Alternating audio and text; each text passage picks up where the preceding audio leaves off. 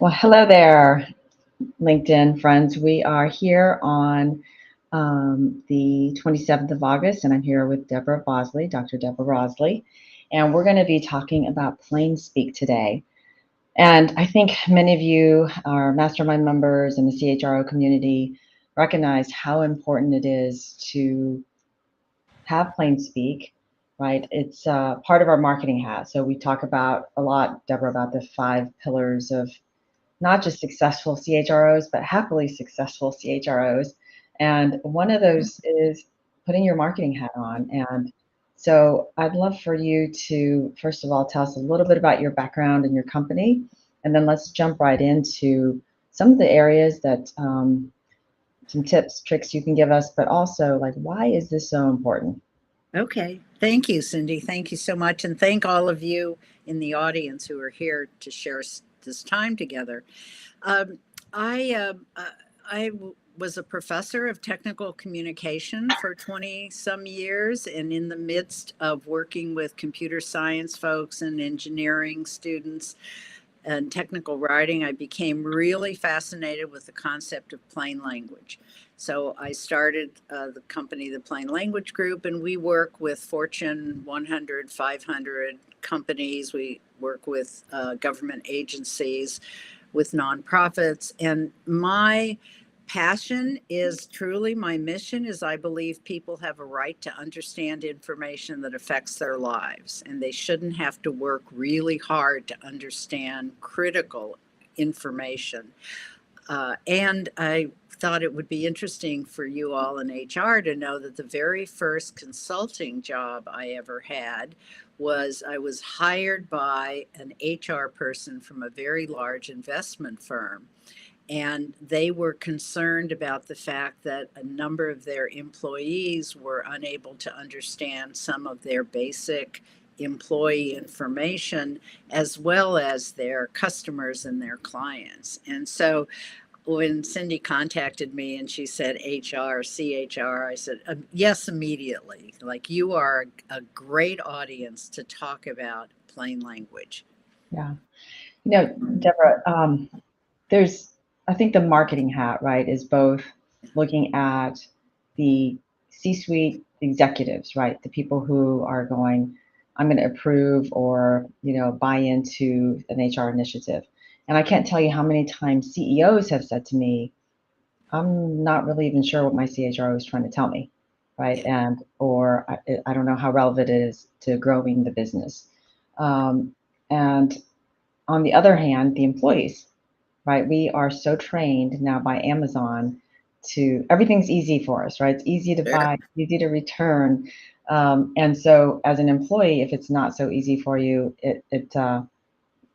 I think it just creates a really bad employee experience. In fact, somebody I'm close to, when they started their new job, probably took them a day to do onboarding, a whole full day, right? Just a paperwork and reading through everything. Personally, I would have been like, I'm out, I'm done.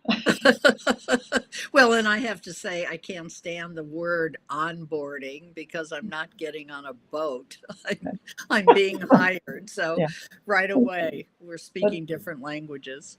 yeah. What were some of your personal experiences that got you into this field? And then I'd love to also just hear just why you think it's so important.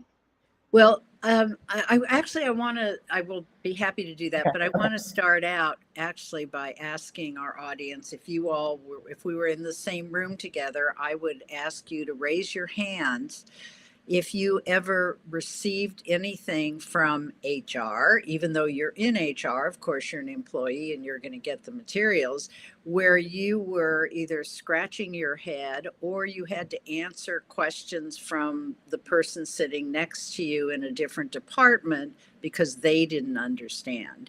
And Yeah. how did you feel about your inability to understand that information? And so if we were in the same room, almost every hand would go up because we've all had these experiences. Right. But the first experience that I had with HR was, I said, as an investment company, and this company was moving to Charlotte, and the head of HR came to the university and kind of wanted to talk to some of the professors because they wanted some of their people to take courses, etc. And she and I had a conversation, and she said, "What do you think is the most important thing to think about when someone is writing financial material?" And I said, "Their audience." And she liked that answer so much because, of course, that's true. You have to focus on your audience. Your audience, and I learned this very quickly because I suddenly was thrown into the world of investments and finance, that your audience, like your CEO, may be very well educated and yet not understand the language that you're speaking. And HR folks, just like every other area, speaks their own language. And when I first started with this investment firm, they would say to me things like, "Well, you have a PhD. Surely you understand financial information." And I said, "No, no, my PhD is in English. It's not in finance. And I don't know how to speak Greek." Yeah. So, so the process was not just helping people learn how to use plain language because it saves time. Think about all those calls that come into your call center, people, employees asking you questions that they don't understand. And had it been the information been written in plain language, perhaps you wouldn't be getting so many calls. But anyway, I ended up developing an entire curriculum for them through the training. Their training sat in HR. And I had a relationship with this company for many years. So I do owe HR some gratitude for recognizing how important it is to speak the same language as your audience. Um, so I have other stories that I'll get to as we go through this conversation. But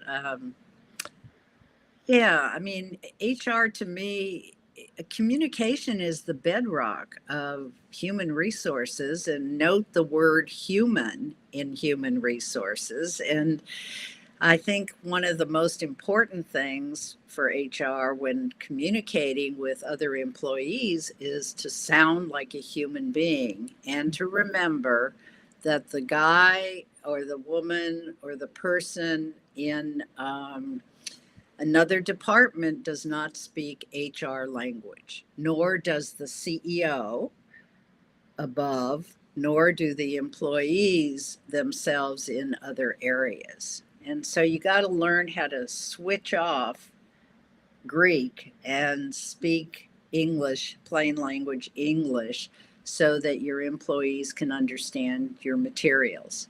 Yeah. I think something you said earlier about, we were talking about the curse of genius, how sometimes you get to, the content so well Yes. that, and we have our shortcuts, right? And we have our acronyms and things that make it faster for us to communicate with people who also, speak the same language, but it's not always the case with others. And what was the quote that you said from Einstein?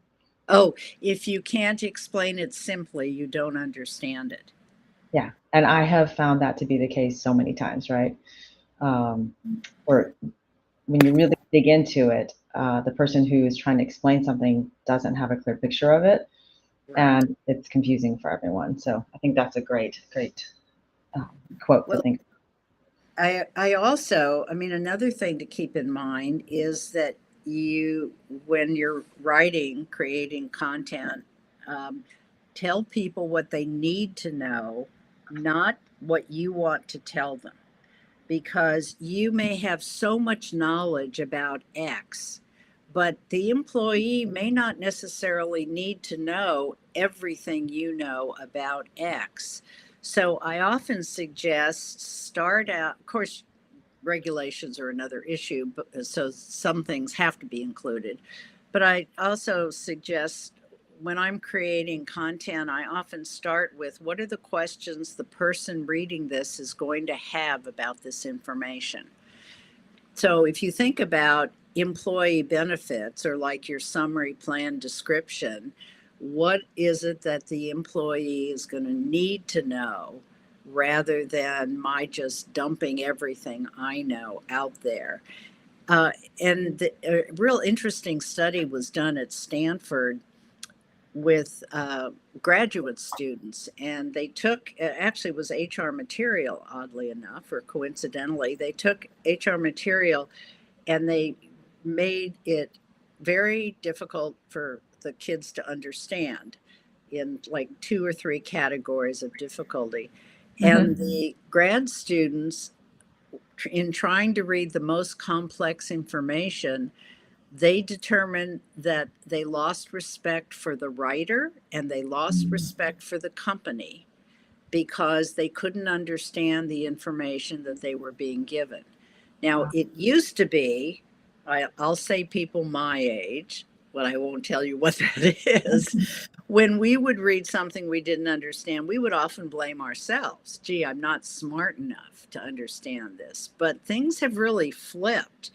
And if you're giving even your employees information that they're not going to understand, they lose respect, can lose respect for the people providing that information. Yeah. So I love that you mentioned the word marketing, because I think that almost everything HR does is a form of marketing. You're Yeah. trying to get people to take action, to do something, to respond, etc.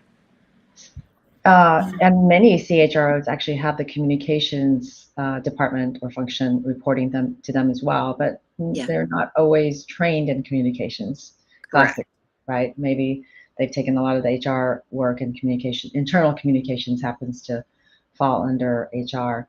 Yeah. I often think about like CHROs complain about employees who won't even sign up for their own employee benefits. Yes. And it's something they want, they need, right? And then after open enrollments close and they're like, well, hey, I need my benefits. And it's like, well, you didn't sign up. And I often wonder if there's not, some issues with them understanding what they should be doing. Absolutely. Absolutely. And, we only have so much time even to respond to the things that are most important, most critical, health and money, you know. But I wanted to tell you another kind of story in terms of it's because it's not just the bigger pieces of information. So I was getting ready to retire from the university, and I got an email from the HR department. We understand retiring, and they wanted to get me to sign up for my health benefits that would extend after I left the university through the state plan. Mhm. So, blah, blah, blah, blah, blah, very long email. And at the very bottom, it said, if your benefits if you're connected to the state retirement plan, this information is not the information is not appropriate for you. So in other words, I spent time reading this whole email, thinking about benefits, and health insurance is like a huge deal. And at the very bottom, I discovered that I'm not the appropriate audience. And so, because I couldn't help myself, I called them up and I said, may I make a suggestion? Perhaps the opening line in the email should state who this email is relevant for or to. And, and they said, oh, that's a really good idea.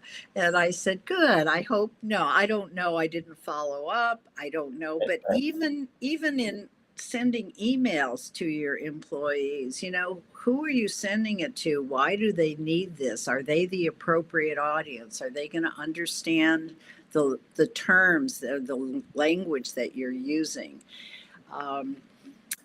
Anyway, it has become an example I use in many of my presentations, because I thought somebody wasn't really thinking, when they Yeah. sent that out. And of course, then I picked up the phone. So then I'm wasting their time uh, in any case. So, Yeah. No, it's very true. Now, HR has to deal with a lot of regulations, and there's the legal side yeah. where a lot of information has to be put out there. I'm curious if you could give us some of your insights around, the regulatory side, HIPAA, ERISA. I mean, are there tips that you might share with the CHROs? Sure. Well, the tips I would share would really be how to write in plain language. So I will talk about the regulations, but then I'll give you some of those tips that I think could be really just things you could begin to do immediately. So, regulatory requirements. So, around ERISA, your summary plan description, and I'm going to give you a quote because I know it by heart. Your summary plan description has to be written in a manner calculated to be understood by the average plan participant. And the reason I can quote that is because I was an expert witness in a lawsuit, two of them actually, in which employees brought a suit against companies who will remain nameless, but we all would recognize them, because they charged that the summary plan description was not written in plain language. So there are consequences occasionally to making things more difficult and not following that regulation. The other regulation I think that is most appropriate too is HIPAA. So, health privacy covered, again, a quote, covered entities are required to provide a notice in plain language that describes and then goes on to describe what that is. There's also the Graham-Leach-Bliley Act, which is financial privacy notices. And they say the notice should use plain language, be easy to read, and be distinctive in appearance. I thought I got to think about that. That was really kind of interesting. Mm-hmm. The Department of Labor requires it. So there are a lot of regulations behind the kinds of information that you're giving to your employees. And in 2008, there were over 300 companies that got in trouble for not meeting the plain language requirements. So I like to let you know that there is the sort of the force of law behind it. But what's more important is to focus on the human part of human resources, that you are trying to help people get their benefits or understand their employment or learn about your 401k, etc. Or maybe they're being hired. I'm not going to say onboarded. Maybe they're being hired and you're giving them all this new employee information. And the clearer and easier it is for people to understand all that information, you'll save time, you'll save money, you'll increase profits, and you'll make people feel good about HR and the information they're getting and the company that they're working for. And again, it's about human interaction. Yeah, no, that's great. I know marketers have great incentive, right, to make sure that it's clear because you're not going to buy, you're not going to, sign up, or you're not going to become a prospect. There's this marketer, Donald Miller, who I love his tagline: "If you confuse, you lose." And I'm writing that down. Right? Yeah. If you confuse, you lose. And I think that happens so often for our employees, right? When they're looking at the paperwork that they have to go through, or the compliance training that we need them to go through to be the first time supervisor kind of training. And I'm not saying you have to create like a music video to make it really entertaining, but I think just making it simple is respecting their time. And that's why, they lose respect for the writer and the company. If you're wasting their time, they're like, well, why would I respect you? You're not respecting me. Exactly. Well, and again, I go back to the very first, almost the first thing I did, raise your hand. We have all been on the side of the employees receiving information, maybe not from HR, but from something else within the company, or even externally. My explanation of benefits from my health insurance is like, I go, do I need 8 pages front and back in order to know how much I've spent and what my deductible is? And so if you think about what content you're creating, how would it land if it was something that was important to you?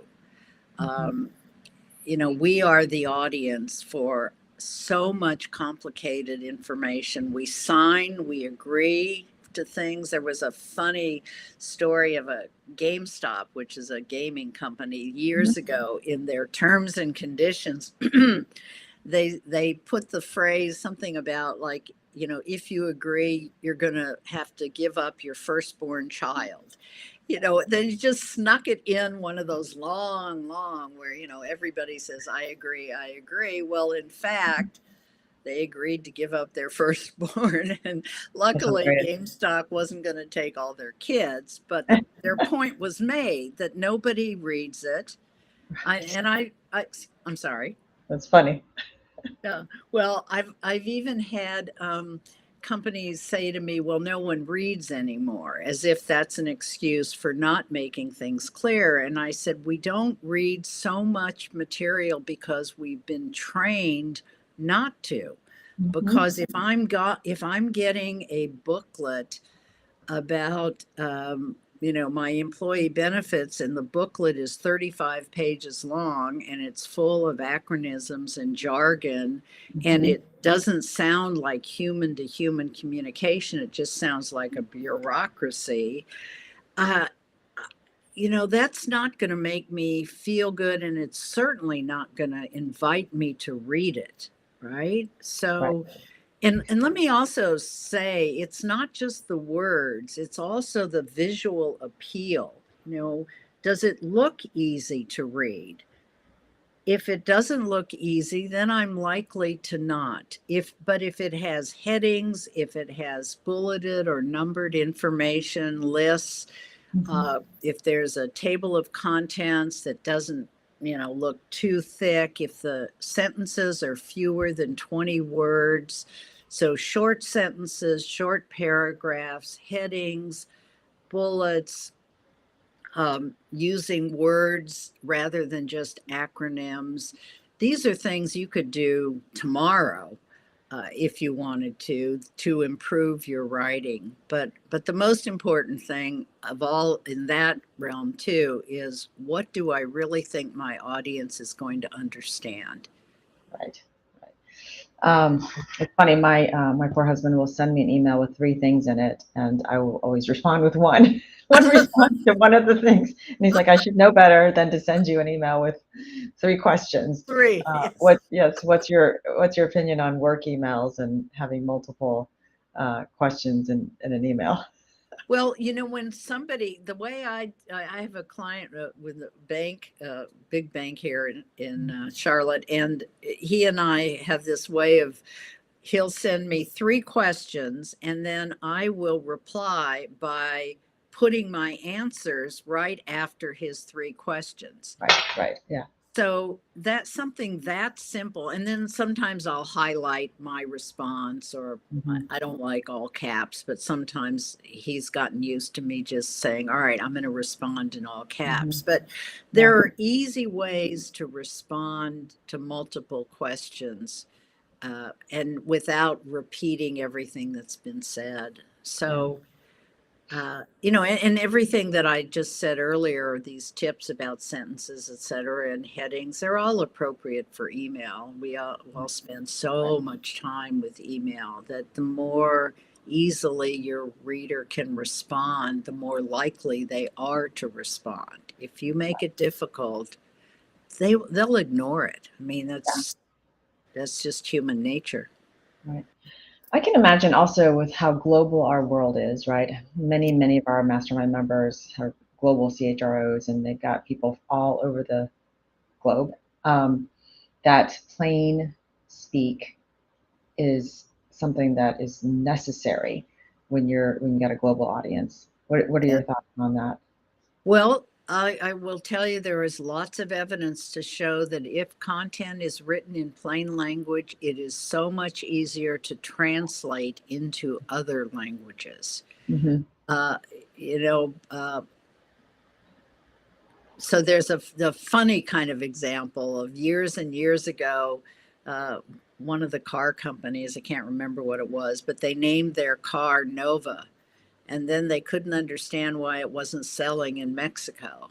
Well, of course, Nova means doesn't go or can't go, and it became kind of a joke. And uh, but uh, but the ability to translate content, if it's full of acronyms, if it's full of metaphors, if it's full of complex legal language, it's going to be sometimes literally impossible. Chevy, somebody popped up on. Thank you very much. That's exactly right. Yeah. Chevy made Hey, the Ruby. Nova. Hey, Eric. Right. It makes it, and it's more expensive. So not only is it more difficult, but you're going to spend a lot more money to get complex information translated. So plain language is a way to move information into a variety of languages globally. Yeah. One last tip for the CHROs on how they can, I think most of them get it, right? That plain Yeah. language is important. Yeah. How can they help their employees, right? Their direct reports with better Well, speak? I mean, I know this sounds self-serving, but it's true, which is train the people, train your people in how to write using plain language. And the reason I say train is because the way we write has been so embedded, it's become a habit to write in a certain way. Right. Universities actually do a good job of teaching you how to write in the most complex manner possible. And then you go into a field like HR, and then you're writing in a complex manner because this is what you know you're expected to do. So practice with feedback over time because you are changing the habit of writing. So one of the things that I suggest is, okay, tomorrow when you're at work or you're doing an email, think of two tips that I've given you today. Write shorter sentences and use more common language and just practice because you sort of have to unlearn what you know, or maybe there's another analogy, you kind of have to flip to the other side and practice Yeah. just kind of one strategy after another. Okay, so I'm going to throw out I a hear sentence. an ambulance. Is that Yeah, you or me? that's me. That's me. Sorry. It's Just had to okay. pick it up. Okay, so I'm not going to ask you to respond right now, but maybe later in the LinkedIn chat you can tell me how I could say this differently. But let's just say that I'm presenting to the CFO or CEO, and I want to get budget dollars for something called recruiting pipelining. And this is how I might explain it in my HR, speak or talent speak. You don't have to tell me how you might write it now, but maybe later you can pop it into the chat on how you would present this. So, Okay. okay, so we'd love to get. We're missing our sales numbers, and as because we don't have enough salespeople, and so we're also have a lot of salespeople who are not performing, but the leaders don't want to let them go because they're feeling like they're being held hostage Yeah. because they don't have anybody in the pipeline to hire right away. And so because our poor recruiter is handling, 15 different requisitions in 3 different, countries, it's really challenging for them to actually always have a salesperson ready for them. So we'd like to hire an additional recruiter so all they can do is just pipeline salespeople and constantly have salespeople ready to be hired whenever we want to hire them so that we don't miss any revenue dollars. Yes. So just an initial reaction of. Well, I got stuck on the word pipeline. I'm Okay. going, okay, so that's oil going from Alaska to Okay. wherever. That's Right. how I think of pipeline. Okay. And, So and analogies aren't great in yeah, this speak. and I would say if you had written what you just said, I would say, all right, that's too many words. We're going to be more concise. We're going to break that down to one or two sentences, Okay. and depending on who you're writing it to, there's Right. bureaucracy speak, and then there's HR speak. So Sure. pipeline is bureaucracy speak. But I think I mentioned earlier, like onboarding just drives me crazy. So I don't know. Okay. All I right. don't know what else to say. Yeah, well, that's good. Pipelining is not a word that's descriptive of what we're actually doing, right? So, Well, yeah, you're kind of flowing through, but I don't know really what it means. It's metaphor. And see, translation. So how would that would not translate right. pipeline Yeah. into any other language I know. The metaphor, or the analogy would not translate. So Right. Well, anyway, Deborah, thank you so much for joining us. I loved your I TED love Talk. this. So, yeah, I'm going to put your TED Talk link in the Thank you. comment header so people can watch it. It's really well spent 20 minutes to watch that. And really appreciate you sharing your knowledge and tips with our CHRO community. Oh, I enjoyed this so much, Cindy. Thank All you. right. And if anyone has any questions, of course, they can contact. I didn't say reach out. They can contact me. Okay. That's awesome. All right. Thank Thanks everybody you. for Thank you joining. so Have a good much, everyone. evening.